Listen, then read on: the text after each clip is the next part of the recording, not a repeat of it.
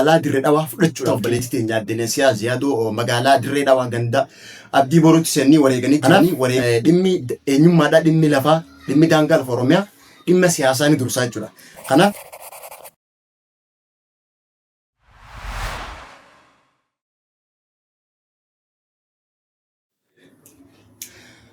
hayyee daawwattootaa fi hordoftoota lammii miidiyaa nageenya keenya bakkuma isin jirtanitti isin qabu jechaa tun qophii talaantalaati. Qophii talaantalaa immoo torbaanitti dhimmoota haala yeroo irratti xiyyeeffatan qabannee kan dhiyaannuta. Qophii teenya talaantalaa torban kanaatiin ammoo waa'ee weerara saamichaa daangaa lafa Oromiyaa qabannee kan dhiyaannuta jechuudha. Dhiyeenya akkuma hundi keessan beektan weerarri daangaa lafa Oromiyaa kallattii gama baatii fi gama kibbaatiin hedduu deemaa jira jechuudha. Dhimma kanatti uummanni Oromoo maal fakkaatanii akkasumas warroota siyaasaa fi hinjanii fi namoonni dhageettii qaban dhimma weerara daangaa lafa Oromiyaa kana ilaalchisee maaliif callisuu filatan? Kalaalluta hanga dhumaatti hordofaa. Qopheessaan qophii tanaa ani Lammii Sireetti gama ogummaa kaameraatiin ammoo gaaddisee dhaqqabaan waliin jirti.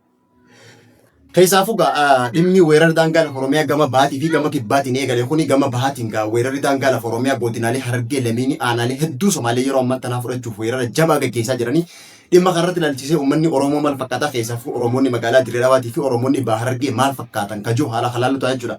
Keessaafuu dhiyeenya kana weerara daangaa lafa Oromiyaa godhanii bifa haaraan weerara daangaa lafa Oromiyaa bifa qindaa'aan eegaleen magaalaa Dirree Dhawaa godhetti jalqabii baatii adoolessaa keessa obboleettii nyaaddeen siyaasa yaaduu magaalaa Dirree Dhawaa ganda abdii boruutti seenii wareeganii jiranii wareegamuu addina siyaasa yaaduutis namni dubbateen jiru bulchisi magaalaa Dirree Dhawaattis deebisaan deebifnee uummanni Oromootti callisuu filatanii keessattuu ammoo uummanni Oromoo keewwaa jennu namoonni siyaasaa namoonni dhageettii qaban callisuu filatanii jiranii dhimmi daangaa lafa Oromiyaatii fi dhimmi siyaasaa wal qabataa kajuu halaallutaa jechuudha.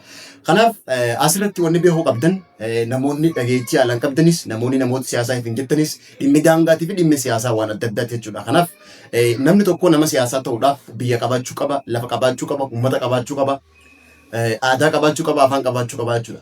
Namni waan kana hunda hin qabne nama siyaasaatiin taa'ee wanni deemuuf hin qabdu. Kanaaf dhimmi eenyummaadhaa dhimmi lafaa dhimmi daangaa lafa Oromiyaa dhimma siyaasaa ni dursaa jechuudha. Kanaaf warri dhageettii qabdan eessaafuu asirratti warri dhageettii qabdan hoggaan jiru abbaan iyyatu ollaan namaa dirmata meemaa isa jira jechuudha.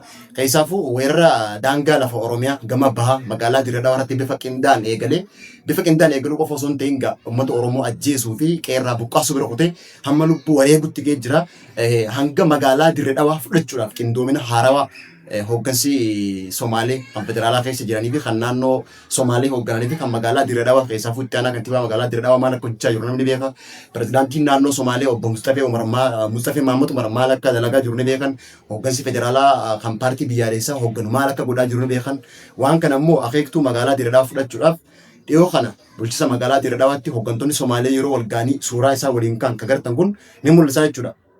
Kanaaf asirratti wanni isin jechuu barbaade akkuma jalqaba kaasee abbaan iyyatu ollaan namaa birmataa akka Oromoon jettisan ijoolleen magaalaa Dirree Dhawaa warri beekamtii qabdan tiktaakeroonni yuutuubaroonni yeroo gartee namni kantiibaa bulchisa magaalaa Dirree Dhawaa irratti duule akkuma paarlaamaatti horiitanii atakaaroo keessa seentanii gartee irraa dubbachuu barbaaddan abbaatti horatoo barbaaddan magaalaa Dirree Dhawaa har'a yoo calliftan borommoo aarsaa guddaa isin kafalchifte jechuudha. Yeroo ammaan tanaa Dirree Dhawaa keessatti maaltu akka deemaa jiru quba qabnaa jechuudha.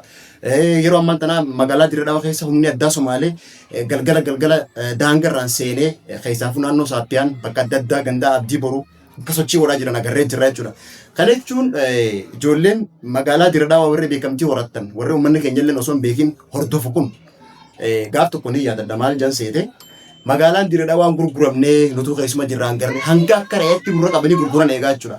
Kanaaf yeroo adda addaa deemtanii hoteelatumaa fi abbootii qabeenya har'a jabaan keenya akkana godhe ummaan teenya takka rakkatte akkana taate waan akkanaa kana qofa haasa'u miti. Somaaleen bara yeroo ammaan tanaa istiraateejii lafa qabsanii bal'aaf sirraa birachuu jiranii. Kanaaf dhimma kana xiyyeeffannaan dura dhaabbadhaa isiniin jecha daangaan lafa Oromiyaatiif siyaasaan tokko miti. Namoonni tokko yeroo namni waa'ee daangaa dubbatee akka waan namni siyaasaa seenee akka waan namni mootummaa mormitti warra ilaalan dogoggora keessa jira jechuudha. Keessattuu mootummaa badhaadhinaa kana namni hoffisuuf jiru faarsee bultoota jechuudha. Faarsee bultoota warra dadhabina mootummaa warra hanqina mootummaan dubbanne cimina mootummaa qofa faarsu buloogaroota warra raayyaa miidiyaadhaa warri maallaqni kafalamee halkanii guyyaa mootummaa faarsu malee mootummaan qe'e kanaa cufaatii mootummaa kanaatiif balaa guddaa qabitu. Kanaaf dhimmi daangaa kana mootummaan naannoo Oromiyaatis furmaata itti godhuu qaba jechuudha. Yeroo ammaan tana magaalaa Dirree Dhawaatti kan deemaa jiru pirezidaantii naannoo Somaaleeti. Dirree Dhawaatun ta Oromooti, lafa Oromooti. Pirezidaantiin naannoo Oromiyaa takkaa achi dhaqee hin beeku Shimallis Abdiisaa takkaa magaalaa Dirree Dhawaatti afeerraan godhamteef hin beeku. pirezidaantonni mootummaa naannoo Oromiyaa kana dura bulchaa turanis magaalaa Dirdaa takka dhaqanii hin beekan jechuudha. Lammaa Magarsaa dura waan dhaqina fakkaata kana hin beeku. Kanaaf pirezidaantiin naannoo Somaalee obbo Mustafee maaliif akka itti deddeebaa jiru hooggantoonni paartii badhaadhinaa kan sabaa Somaalee ta'an maal akka dalagaa jiran caasifamni bulchiinsa magaalaa Dirdaa sabaan Somaalee maal akka dalagaa jiran dippiloomaasii akkamii akka uumaa jiran magaalaa Dirdaa keessatti heereessee dhagaa bu'uuraa heereessee kaatanii jiran. Kana jechuun bar magaalaa Dirdaa gaafa eenyummaa Somaaliitiin wal qabsiisan booda wanni takkaan malee isin falmanii jechuudha. Siigalee shakkii takkaan malee isin falmanii warra nuti hin gurguramne jirsan gaafa san isin gurguranii jechuudha. Gaafa san immoo hudduu jala suttumanii qeerraa isin buqqaasan jechuudha. Kanaaf hoteela namaa deemtanii bakka nyaataa deemtanii bebbeessisuu abbaa qabeenyaa qofa faarsuu jabaan keenya akkana godhee kabajamoo sooressi keenya akkana godhee waan akkana kana keessaa bahaati dura eenyummaa lafaatiif daangaa lafa keessaniitiif falmadhaa isiniin jenna.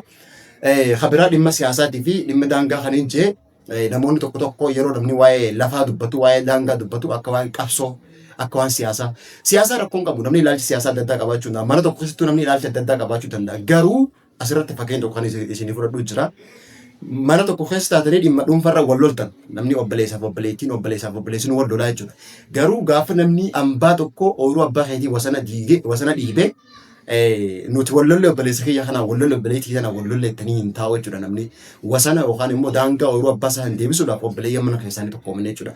Kanaaf dhimmi daangaatiif dhimmi siyaasaa akkanaa jechuudha. Ilaalchi siyaasaa adda addaa qabaachuu dandeessan waan adda addaa hordofuu dandeessan garuu dhimmi daangaa lafaa dhimma hundi keenyatti waan kana uummanni Oromootiif bahaa dubbadhaa namoonni beekamtii qabdaniif sagalee ta'a kanan isin dhaaba.